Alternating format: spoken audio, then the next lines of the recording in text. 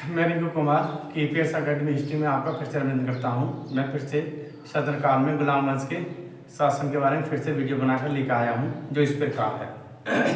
पहले कुछ मुख्य बातें बता रहा हूं मैं आपको। मुजीमुद्दीन बैराम साहब, जिसका शासनकाल 1240 से 1242 ईस्वी तक का। इससे पहले क्या होता है कि जब इसमें जो रजिया सुल्तान और उसके साथ में याकूत, जो इसका करीबी था, जिसे आमिर आखुर बनाया था, जो अस्ट्राला का प्रधान अधिकारी, तो ये और रजिया सुल्ताना इसका विरोध करते हैं। कौन विरोध करता है? इल्तुनिया विरोध करता है। तो इल्तुनिया विरोध करने को दबाने के लिए दोनों जाते हैं। उससे पहले क्या होता है कि कबीर खां और इल्तुनिया विरोध करते हैं आपस में, कि आपस में हम दोनों एक साथ विरोध करेंगे। पर सबसे पहले इल्तुनिया विरोध नहीं कर पाता और सबसे पहले जो विरोध कर देता है कबीर खां। ठीक है, कबीर खां विरोध कर देता है। तो कबीर खां के विरोध को रजिया सुल्ताना दबा देती है। कौन? रजिया सुल्तान दबा देती है। रजिया सुल्तान दबाने के बाद में उसके ठीक 15 दिन बाद ही जो दूसरा सहयोगी था कबीर खान का, इल्तुनिया, वो विरोध करता है। किस विरोध के बाद में? कबीर खान के विरोध के बाद में। जब इल्तुनिया विरोध करता है तो उस विरोध को दबाने के लिए याकूत और रजिया सुल्ताना उस विरोध को दबाने के लिए चले जाते हैं, जिससे कि जो वहाँ की सेना है, इल्तुनिया की जो सेना है, उसके सेनापति रहते हैं, वो याकूत की हत्या कर देते हैं। और याकूत की हत्या करने के बाद में रजिया सुल्तान को पकड़ लेते हैं और पकड़ने के बाद में कैद खाने में डाल देते हैं। उसको बंदी बनाकर कैद खाने में डाल देते हैं। इस बात की पता किसको पता जाती है? जो दिल्ली के अमीर लोग थे, जो उनका पहले से ही महत्वाकांक्षी रहता है कि दिल्ली के अमीर लोग, क्योंकि शमसुद्दीन इल्तुतमिश के बाद में ही क्या होता है कि शमसुद्दीन के बाद में ही अमीरों का ज़्यादा महत्व बढ़ जाता है। तो जब पता पड़ जाती है कि रजिया सुल्तान इल्तुनिया ने बंदी बना ली है और वो जेल में डाल दी है, तो वहाँ के अमीर लोग दिल्ली में किसको सुल्तान बना देते हैं?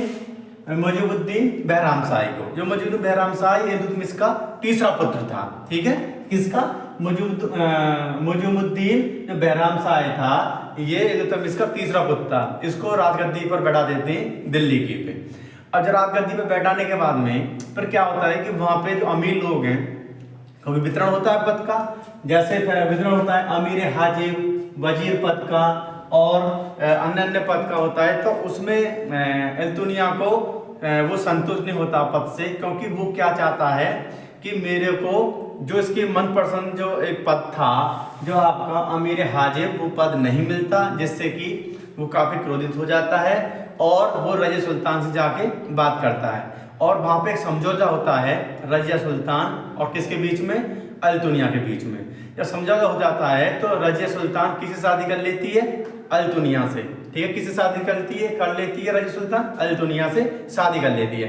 फिर ये अपनी सेना दिल्ली की तरफ आते हैं, सेना लेकर। रास्ते में दिल्ली की सेना है, क्योंकि वहाँ पे पहले राजा बन जाता है, क्योंकि वहाँ पे दिल्ली की गद्दी पर बैठ अमीर लोग किसको बैठा देते हैं? मुजीमुद्दीन बैराम शाही को बैठा देते हैं। और जब मुजीमुद्दीन बैराम शाही को बैठने के बाद में वहाँ की सेना का दायित्व चालू हो जाता है, वजीर पद भी वहाँ पे नियुक्त हो जाता है और अमीर हाजी भी नियुक्त हो जाता है, और एक नया पद होता है नायब मुल्किर, एक नया पद भी चालू हो जाता है। तो उसके बाद में जब वो जाते हैं तो दिल्ली की सेना है रजिया सुल्तान को और इल्तुनिया की सेना को हरा देती है, जिससे कि इल्तुनिया और रजिया सुल्तान को हराने के बाद में इनकी हत्या कर देती है। ठीक है, वहाँ की सेना इनकी हत्या कर देती है। और हत्या तो रास्ते में लोग यही रहते हैं, उसमें हत्या जो करते हैं वो डाकुओं के माध्यम से, क्योंकि डाकू आते हैं और जिससे कि डाकू इनकी दोनों की हत्या करते हैं। तो हत्या करने के बाद में यहाँ पर समाप्त हो जाता है। उसके बाद में शासनकाल चलता है गुलाम वंश में, सल्तनत काल में गुलाम वंश में शासन चलता है। वो किसे चलता है? मुजीमुद्दीन बैराम शाही का, जो 1240 ईस्वी से 1242 तक। और रजिया सुल्तान का कार्यकाल कितना होता है? 1236 ईस्वी से 1240 तक। तो यहाँ पे एक मुख्य इसमें 3 बातें हैं जो मुख्य हैं। नंबर 1, एक नया पद बनता है इसमें, इसके शासनकाल में। नंबर 2, पहली बार मंगोल आक्रमण होता है। ठीक है, उसके बाद में जो नया पद बनता है उसको, जो नया पद बनता है उस नया पद में नियुक्त एक किया जाता है, जिसका नाम है वो उसमें। तो ये 3-4 क्वेश्चन है, ठीक है, जो मैं आपके लिए बताता हूँ। मुजिबुद्दीन बहराम शाह, जिसका काल है 1240 ईस्वी से 1242 ईस्वी, ठीक है। और ये शमसुद्दीन इल्तुतमिश का तीसरा पुत्र था। किसका? शमसुद्दीन इल्तुतमिश का ये तीसरा पुत्र था। कौन? मुजिबुद्दीन बहराम शाह, जिसका कार्यकाल 1240 ईस्वी से 1242 में। अब इसके शासन काल में, ठीक है, जो मैंने बताया, इसके शासन काल में एक नया पद का गठन होता है, नायब-ए-मुमलिकत, ठीक है। इसके शासन काल में एक नया पद होता है। यही अक्सर क्वेश्चन पूछा जाता है एग्जाम में कि किसके शासन काल में नया पद, जो नायब-ए-मुमलिकत, किसके शासन काल में गठन हुआ था। तो इसमें नायब-ए-मुमलिकत नामक पद का गठन किया गया था। किसके शासन काल में? मुजिबुद्दीन बहराम शाह शासन काल में, ठीक है। उसके बाद में इस नया पद पर नियुक्त पहला व्यक्ति, ठीक है, क्योंकि ये पद संगठित हो जाता है, इसे गठन कर देता है मुजिबुद्दीन बहराम शाह। और गठन करने के बाद में इस पर जो पहला जो व्यक्ति होता है वो कौन होता है? इस संगठन का। क्योंकि जैसे वजीर का भी नाम आता है कि वजीर को किसको नियुक्त किया जाता है? अमीर हाजिब को नियुक्त किया जाता है। इसी प्रकार ये संगठन बन जाता है, और ये संगठन बनने के बाद में ये पद बनता है, तो ये पद बनाता है मुजिबुद्दीन बहराम शाह। तो इस पद पर मुजिबुद्दीन बहराम शाह किसको चुनता है? ऐदगिन को। किसको चुनता है? सर्वप्रथम ऐदगिन को। और यही क्वेश्चन पूछा जाता है कि नायब-ए-मुमलिकत नामक पद किसने चुना था, या किसने बनाया था, या किसके शासनकाल में था? तो किसके में? मुजिबुद्दीन बहराम शाह के में। और इस पद पर पहला व्यक्ति कौन था जिसे नियुक्त किया जाता था? किसको किया था? ऐदगिन को, ठीक। ये क्वेश्चन पूछा जाता है। उसके बाद में अमीर-ए-हाजिब किसको नियुक्त किया था? अमीर-ए-हाजिब मलिक बदरुद्दीन सुनकर रूमी, ठीक है, क्योंकि अमीर-ए-हाजिब मलिक बदरुद्दीन सुनकर रूमी। और यही पद था जो अल-दुनिया चाहता था। अमीर-ए-हाजिब, अमीर-ए-हाजिब एक ऐसा पद था दरबार में शिष्टाचार का अधिकारी होता था। यही पद कौन चाहता था? अल-दुनिया चाहता था। और अल-दुनिया ने ही इसलिए किससे शादी करी? रजिया से, क्योंकि रजिया भी चाहती थी कि मैं दिल्ली पर दोबारा शासन करूं, इसलिए दिल्ली पर शासन करने के लिए समझौता होता है आपस में रजिया और अल-दुनिया के साथ में। और समझौता होने के बाद में, क्योंकि जो बंदी बना लेता है अल-दुनिया की सेना, तो अल-दुनिया उसको छुड़ाता है। छुड़ाने के बाद में फिर रजिया उससे शादी करती है। शादी क्या क्यों इसलिए करती है? क्योंकि जब मैं दोबारा सुल्तान बनूंगी, दिल्ली की राजगद्दी पर बैठूंगी, तो आपको मैं पद कौन सा दिलाऊंगी? अमीर-ए-हाजिब, क्योंकि यही चाहता था कि मेरे को ये अमीर-हाजिब का पद मिलना चाहिए, पर पद नहीं मिलता। इसलिए अमीर-ए-हाजिब कौन बनता है? मुजिबुद्दीन बहराम शाह के नाम मलिक बदरुद्दीन सुनकर रूमी। उसके बाद में वजीर पद का ख्वाजा मुहाजिबुद्दीन, ठीक है। ये ख्वाजा मुहाजिबुद्दीन वही मुहाजिबुद्दीन है जो रजिया सुल्तान के समय पे भी ये वजीर पद होते हैं, और उससे भी पीछे भी जो पद आता है, क्योंकि ये वजीर पद में इसमें कोई परिवर्तन नहीं होता, ठीक है। रजिया सुल्तान जो बनती है, शासक बनती दिल्ली की, तो उस समय भी कौन रहता है? ख्वाजा मुहाजिबुद्दीन ही वजीर पद रहता है। और उसके बाद में जब मुजिबुद्दीन बहराम शाह दिल्ली पर सरहदी पर बैठ जाता है, तो वो भी, क्योंकि इसमें वजीर का पद में कोई चेंजिंग नहीं आती, ठीक है, तो वही होते हैं, क्योंकि यही रजिया के शासनकाल में होते हैं, यही रजिया के शासनकाल में होते हैं, और यही आपके मुजिबुद्दीन बहराम शाह काल में होते हैं। तो क्या होता है इसमें कि ऐदगिन क्या करता है? ऐदगिन जो सुल्तान की जो एक बहन थी विधवा, उससे शादी कर लेता है।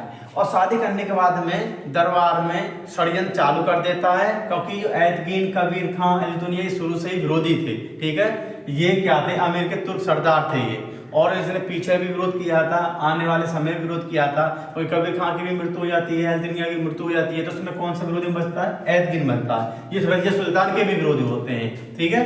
तो ये क्या करता है कि ऐदगिन एक विधवा से, जो सुल्तान की जो बहन नहीं, उस विधवा से शादी कर लेता है। और शादी करने के बाद में ये सोचता है कि मैं राज दरबार में अब मैं अधिकारी बन गया हूँ, और उसके बाद में भी मैं आगे को जो उत्तराधिकारी बनूंगा, मैं ही बनूंगा, दिल्ली गद्दी पर जो बैठूंगा मैं ही बैठूंगा। और इसको सुयोग कर देता है कौन? अमीर-ए-हाजिब, जो मलिक बदरुद्दीन सुनकर रूमी होता है। और ये पूरा नाम ही नहीं था, खाली रूमी भी दे देते हैं, तो रूमी होता है। रूमी इसका सहयोग करता है। तो जब दरबार में पता पड़ती है मुजिबुद्दीन बहराम शाह को कि ये षड्यंत्र कर रहा है, ऐदगिन उसको सहयोग कर रहा है, कौन? जो अमीर-ए-हाजिब है, रूमी। तो पहले तो सुल्तान किसकी हत्या करवाता है? ऐदगिन सैनिक के द्वारा। फिर इसके साथ ही फिर किसकी हत्या करवा देता है? रूमी की। कौन करवाता है? मुजिबुद्दीन बहराम शाह। दोनों की हत्या हो जाती है। दोनों की हत्या होने के बाद में फिर क्या होता है कि 1241 ईस्वी में भारत पर पहला मंगोल आक्रमण किया जाता है। ठीक है, यही मैं क्वेश्चन बता रहा हूँ कि भारत पर प्रथम बार जो मंगोल आक्रमण होता है वो किसके शासन काल में होता है, ये क्वेश्चन पूछा जाता है। या भारत में जो 1241 में भारत पर मंगोल आक्रमण होता है तो वो किस वंश में होता है, या तो वंश पूछ लेता है, या फिर शासक पूछ लेता है, ठीक, या फिर सन पूछ लेता है। ठीक है, यहाँ से कई क्वेश्चन बनते हैं कि पहला मंगोल आक्रमण वंश कौन था, गुलाम वंश, शासक कौन था, मुजिबुद्दीन बैराम शाह के शासनकाल में, सन कौन सा, 1241 में। ठीक है, तो ये यहाँ में 3-4 पॉइंट है जो मैं आपको बताया। तो 1241 में भारत पर पहला मंगोल आक्रमण किया जाता है और जो शासन होता है, किसका शासन काल होता है, मुजिबुद्दीन बैराम शाह का। और एक बात और सन से भी पता पड़ जाएगी, तो आपको ये पता होना चाहिए कि मुजिबुद्दीन बैराम शाह के काल में ही ये मंगोल का पहला आक्रमण हुआ है, और उसका काल पता नहीं चाहिए जो 1240 ईस्वी से 1242 और 1241 में ही ये आक्रमण हुआ था, मंगोलों का पहला आक्रमण भारत पर। ठीक, उसके बाद में 1241 में युद्ध होता है जो पहला आक्रमण होता है भारत पर। तो ये आक्रमण के लिए ये जाता है कौन, मुजिबुद्दीन बैराम शाह लड़ने के लिए, जो मंगोल आक्रमण होता है उसी सेना से लड़ने के लिए जाता है। तो रास्ते में इसकी हत्या हो जाती है। ठीक है, रास्ते में इसकी सैनिक हत्या कर देते हैं। कब, 1242 ईस्वी में। 1242 ईस्वी में सैनिक द्वारा इसकी हत्या कर दी जाती है, किसकी, मुजिबुद्दीन बैराम शाह की। और जब हत्या करने के बाद में फिर वही प्रोसेस रहता है जो राजगद्दी पर बैठना। तो दिल्ली की राजगद्दी पर बैठता है जो शमसुद्दीन इल्तुतमिश का जो पुत्र होता है, जो पोता होता है, तो उसका क्या नाम है, वो उसका नाम है अलाउद्दीन मसूद शाह। ठीक है, अब ये पोता बैठता है दिल्ली की राजगद्दी, कौन, अलाउद्दीन मसूद शाह। अलाउद्दीन मसूद शाह जो इल्तुतमिश का जो पुत्र था फिरोज शाह, उसका ये लड़का होता है, कौन, अलाउद्दीन मसूद शाह। तो इसमें ये पॉइंट है, ज्यादा लंबी वीडियो नहीं है कि उसमें 3-4 पॉइंट आते हैं अक्सर एग्जाम में। एक तो नया पद होगा, नायब मुमलिक, इस पद पर कौन नियुक्त किया था, एतगिन को। उसके बाद में एतगिन की इसके सुल्तान ने हत्या करवाई, उसके साथ में रूमी की हत्या करवाई। क्यों करवाई, क्योंकि एतगिन ने सुल्तान की जो बहन विधवा थी उससे शादी करने के बाद में ये राज दरबार में इसका ज्यादा राजस्व बढ़ जाता है और षड्यंत्र करने लगता है कि उत्तराधिकारी मुजिबुद्दीन बैराम शाह के बाद में मैं ही उत्तराधिकारी बनूंगा। इसलिए सुल्तान एतगिन को मर जाता है और इस सहयोग के कारण इसका रूमी को, जो आपका हमीर हाजिब दरबार में होता है, मलिक बदरुद्दीन रूमी को भी हत्या करवा देता है सैनिक के माध्यम से। उसके बाद में फिर वजीर पद वही होता है सेम ख्वाजा मुजाहिद्दीन का, जो परिवर्तन हो जो रजिया के सामने भी होता है। और उसके बाद में मुजिबुद्दीन बैराम शाह दिल्ली के शासन गद्दी पर बैठता है, तो वो भी सेम रहता है, कोई परिवर्तन नहीं होता। ठीक है, उसके बाद में 1241 में पहला मंगोल आक्रमण होता है किस शासनकाल में, मुजिबुद्दीन बैराम शाह के शासनकाल में। उसके बाद में 1242 ईस्वी में, क्योंकि जब मंगोल आक्रमण होता है 1242 में मुजिबुद्दीन बैराम शाह सैनिक द्वारा हत्या कर दी जाती है, क्योंकि ये मंगोल आक्रमण में सेना आक्रमण करती है भारत पर, तो उसका लड़ने के लिए जाता है, जिसके रास्ते में 1242 में इसकी सैनिक द्वारा हत्या करी जाती है।